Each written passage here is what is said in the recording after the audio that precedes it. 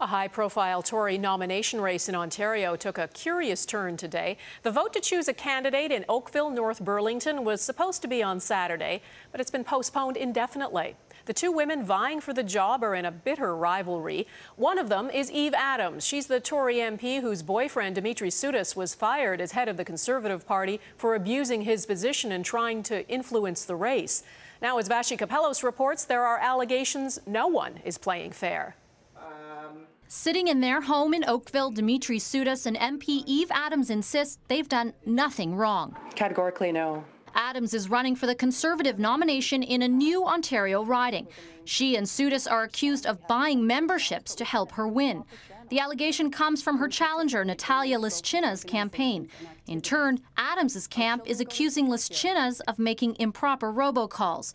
The nomination vote was scheduled for Saturday, but late last night the party decided to postpone it indefinitely until a review of all the allegations is complete. We're actually quite relieved. We had uncovered quite a few irregularities that we were concerned about, and we had asked the party to take some kind of action. In our minds, this is the best case scenario. The latest round of allegations follow earlier ones that Adams was abusing her MP privileges to win the nomination.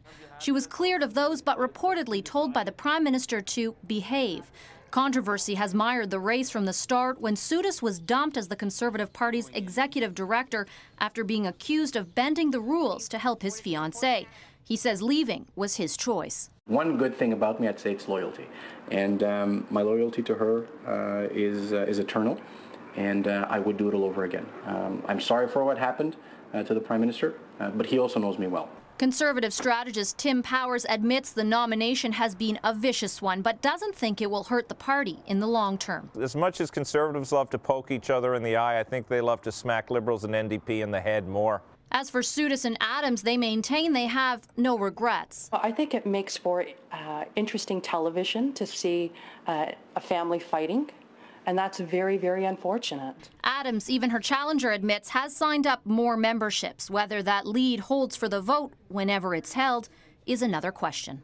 So what happens if Adams does win? Well, she's been largely absent from the House of Commons in the past few months, and Conservative sources tell us she doesn't have many friends left in caucus. Mending those fences could prove to be just as difficult as the nomination race itself. Vashi Kapellos, Global News, Ottawa.